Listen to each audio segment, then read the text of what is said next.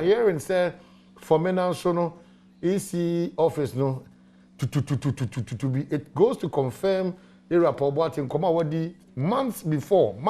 not just enrich months before the election or also prophet and I said you remember no so na be digoma say Sarah Mujiri say bit pressure for you quickly bit makwana are we able to watch it? Okay, so young formina. Yeah, your formina. Okay, your formina. Okay, as we speak now, the Jashi Shena Akoswo formina EC office no. Wa Shena no na Akoswo no. Okay, mamen ka was say formina so be kaya ho na do danko akufo ado call ya. Ye wura na ogina content cro. Okoka na sem kaka say no enti na person okoka content cro no. Aha. Enti over Shansua and the confusion is by what and then upon no very confident say a idea obedin kunim was in fact Nana call on never told just say send them paying for titri war or man Ghana MPP Mukrana and the chopper and chopper sister. Now to Musa and BBC a power to me say Ankoyi. It was a company 40 you know. And now no pay sorry any say a whole electoral commission office. One and at the ATN say or we next seat no as a security man and I say who analyze the security bambo what's here some way any the what project ya can any the no pay esia DNA so na me chire about election na me can stages no fan say phases no ni medulu voting no na ni medulu counting no na about declaration enti eba ni say na wo post election period e ho na ya ntokwa esi wiase nyina ho na hyase ye pa because results ne ba obi wo finsi esisi no e ho na afanu na na se obi a ne supporters ne njintum hyase ye basabasa na ye Ghana ha no ta hwe ye basabasa ya e ba election ho a tai hye isi officer ye ba attack no ana se candidate no ni fie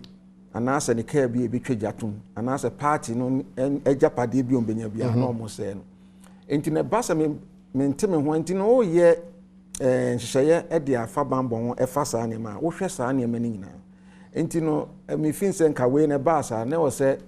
bambofo no e hwe se omba hwe saa nema no constituency because e ya de etesi wo hwe Ghana ha etesi saa nema ntesi etifi ho no na ayreho say abana sa because inti minchwa no ra po boata wo hwe a nipa dasa nipa ne betimi ayesa na genuinely e bia electrical fault and a betimi aba ama se bia obi ntene ho asinti kwabra ne betimi afa kerosene ne matches ahye o man japade esa na e bia fault bi and o baby adwen ya omdi wi ballot box no adwen na na omde she office ne ma abase ko ofin se bia okwhye na aba no kra beto no foforo na adwen no ubehwemu ahwemu a men kan se me ye ba ubehwemu ano na nye candidate na wo win ne nkofo na akoye sa adem na obi a ompese bia papa no ebeko because wo kwhye na ne yantimi an quality resource na obeda declare so obi awin enye nsuo kra na odi guso ase paper na fo obeda akoyi yakenkan enti ne beba ne se bia ye besan to aba no foforo. Okay, so are you surprised that up to this point commissioners who made in Komobia after these two major political parties like I say? Oh, and shed down young one. Who say about what Bassi ya behind the scenes, and never be call Bambo 4 be too useful. Figures be a honma, and as a polling station, or cry figures in about Kobo and ye careful, a jabashas ye effluo. Sabrina was a managing ye pa, a bamboo any the way ye see by ye obey resource.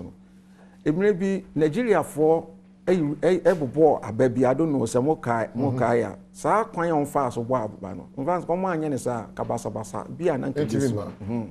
enti yisi no me wo gidie se omne bia IC intelligence community ehia ama bambofo no atunufo ekwan a onfa so because no niema e de asomdwe beba sa bri na ye na me wo gidie se asofo no Ghana Christian Council no Peace Council for no so no minim say sabre no omne candidates two major political parties no candidate no me ye sure say omne omudi nkuta ho kasasie nu ade enti no eba ni say ya yam pray ho ansa no ombetimi abobo aba no ombehwe say bibia to na kwan ma ebia ba bia omo sha say declare results no sɛ dede kakra bi ba hɔ no ma ano abrase because dede ne kakra ba na ɛhɔ na de asɛm ne ba nti Europe Boaten sɛ mentwa no a uhunu sɛ electoral commission no numbers and figures no mo dodo no a basta be ya asumdue bebe nti no omo tie baabi kakra na emu jojo kakra bi a na yade foforo bi abetum omo pese omo be pre ho aka ne nyina bom ama tension aba wo mo figures na me kura me tie se me wo no oh sir me am tie mi wo dodo na a minim ne wadi nkunim enso nya de a metimi aka minim enti no se me am me ngu bo no kura me wa na no no omo na omo hwe be se ne be ya de asomdue because post election violence na ya na ehu pa ese o man enti na wo se omo na na ya jima machie e de radi asese omo ahode na eyifa na ojina yi sisi amo from na police station na me no kasa sisi na enche na from na so abano ne kan ne collation ya di bekuye na ehun asem ko sen aha de sisi ya me kasa de aha ya boko enche na nipa wa botin pa didi ni basa ye na ne wa botin but so far police fund the money from military no mo kan fire service the security for this election no omo nyina ka ho a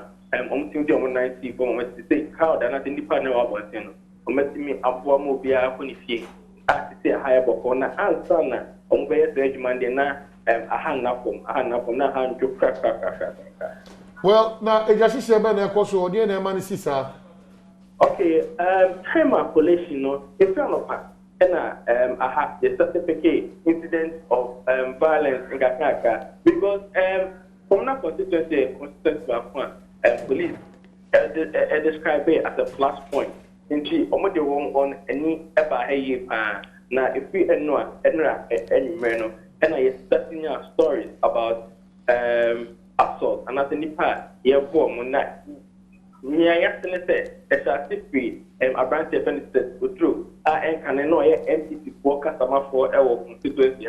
the true society the same prepare or independent candidate Tema Communal constituency Mr. Andre Tema and not Obuano Emmanuel campaign na enra enyumeno and access to through and phobia is on sister SDP parliamentary candidate Echitakobi to draw or move on or for police our hospital election cry ye Omoyanka Udunti minor when to me end them and Jumasan yes the nepata na anopana if you do hano you do from that constituency na first place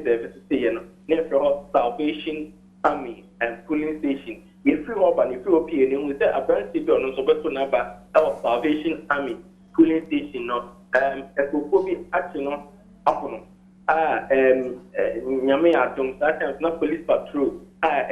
omoye adwuma wa hano ombe pieso enti san nipa mienu police force mi fa omo omo hwe on kan na plantain mienu egum na tag esa dom kom so moye party agent na police force asa nipa mienu e mbu kem ekoye na omo koye na nche police force ma omo ko hye no na echi na also mo bill dem grant mo bill mo free omena ha ana say about na say ekoye na anche ewia enyime mu hosa no ene say nyantie for process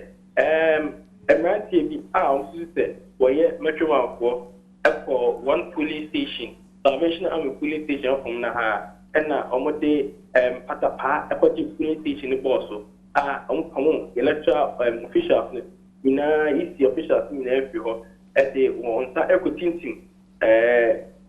about workers and so eno mudi kunna eno so police for nine tentem eba ho eba pamu nipa okudi sa adwuma nyina na ehon kansa pina na nipa ewo krom ha ene around nya de for NPP parliamentary candidate any NPP chairman okrom ha intinye ne say na NPP chairman ne parliamentary candidate na record the minimum bidding komo na menya parliamentary candidate no on meeting komo ono so e kana se no chema omo nin tanema is mo hwe na o ka cheme se o ka pepe se set odro ni pe bo no ate na onim mo hwe na bio nipa ho che won se wakoburo bi no eno de on te kra nti se makache na ono so behwe se mo nkofo a be mo so ate nti anopa na sa de ye ne bata ye e sha se wo komna constituency na enche kra anwumre a collation no e sha se no yina ye ba